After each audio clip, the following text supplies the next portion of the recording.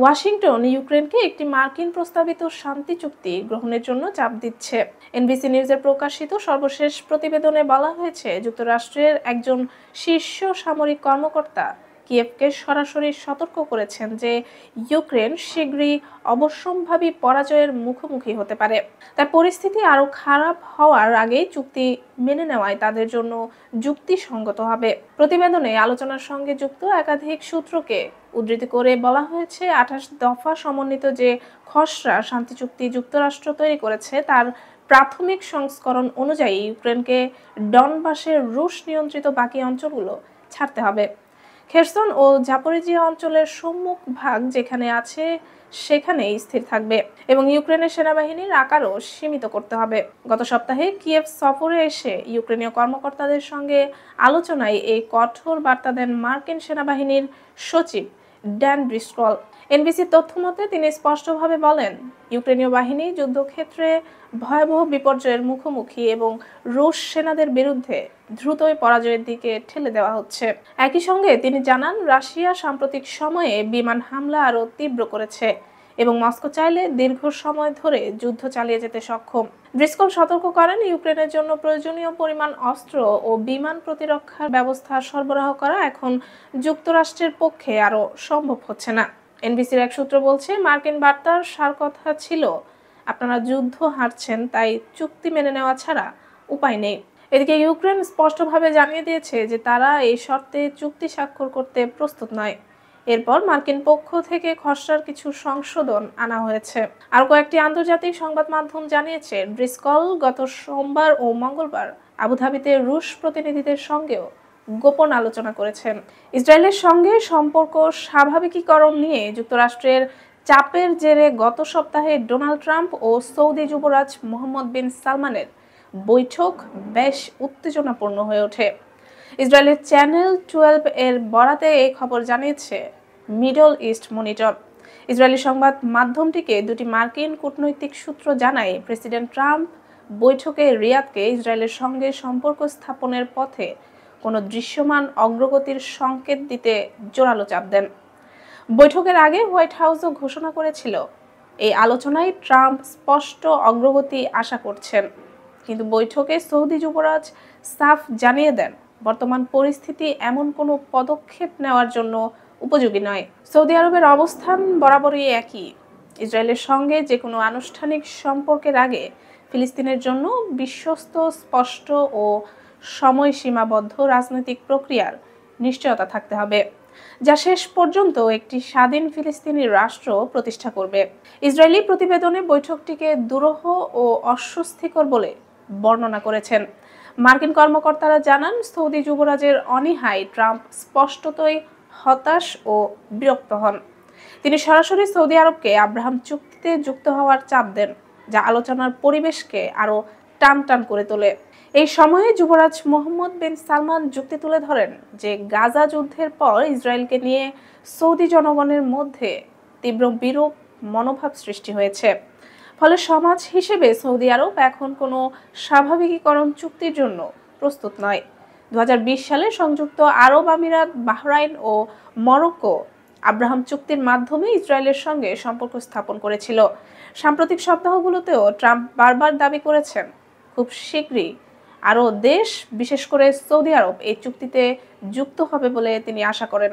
তবে রিয়াদ পরিষ্কারভাবে জানিয়েছে, তাদের নীতিতে কোনো পরিবর্তন আসেনি। ইসরায়েলের সঙ্গে সম্পর্ক স্থাপনের আগে একটি কার্যকর রোড ম্যাপের ভিত্তিতে স্বাধীন ফিলিস্তিন রাষ্ট্র প্রতিষ্ঠার নিশ্চয়তা থাকা বাধ্যতামূলক। এই অবস্থান এখনও অপরিবর্তিত। জাতিসংঘের নতুন মহাসচিব বাছাইয়ের আনুষ্ঠানিক প্রক্রিয়া শুরু হয়েছে। 2027 সালের 1 জানুয়ারি থেকে দায়িত্ব নেবেন এমন প্রার্থী মনোনয়নের জন্য সদস্য রাষ্ট্রগুলোকে আহ্বান জানানো হয়েছে নিরাপত্তা পরিষদ ও সাধারণ পরিষদের সভাপতির যৌথ চিঠিতে।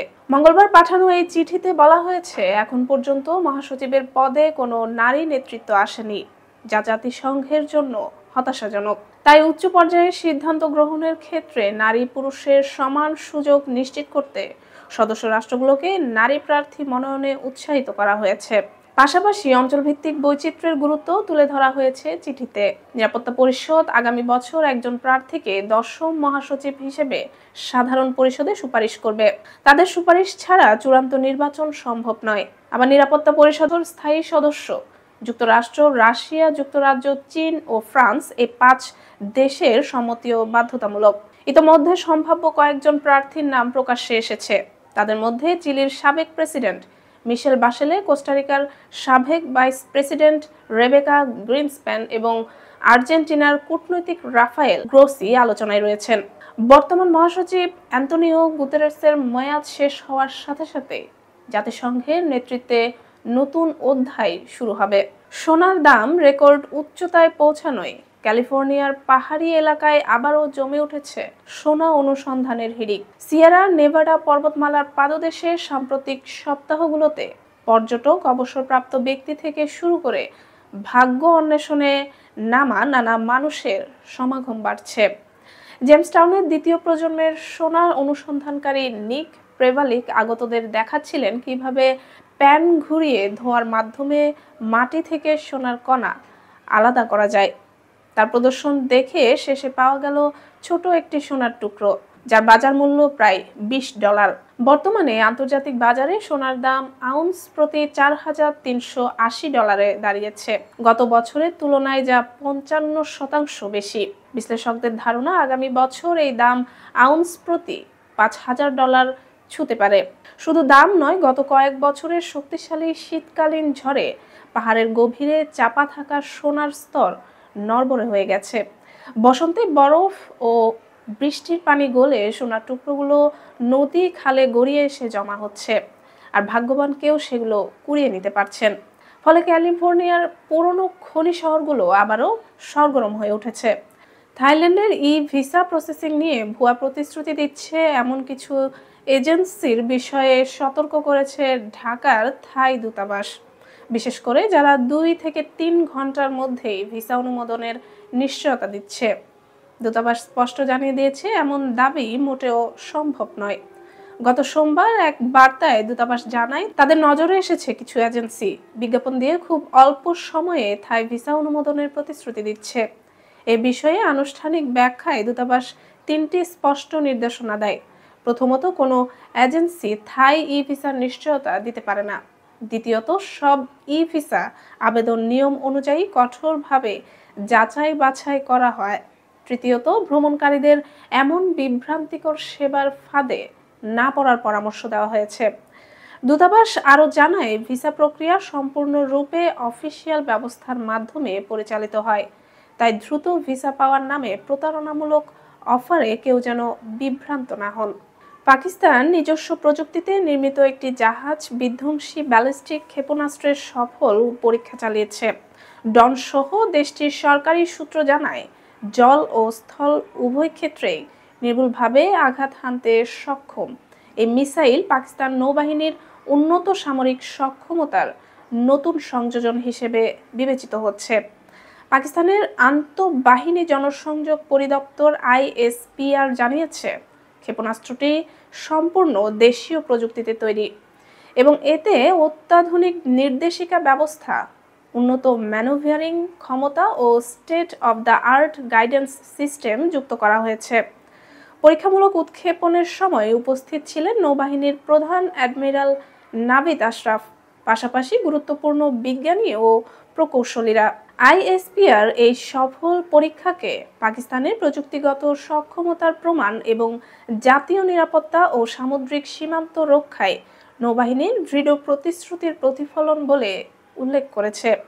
ইসলামাবাদের দাবি ক্ষেপণাস্ত্রটি অত্যাধুনিক অ্যাভিওনিক্স ও উন্নত ন্যাভিগেশন প্রযুক্তির সাহায্যে শত্রুপক্ষের রাডার ফাঁকি দিতে সক্ষম হবে, যা ভবিষ্যতে পাকিস্তান নৌবাহিনীকে আরও শক্তিশালী করবে।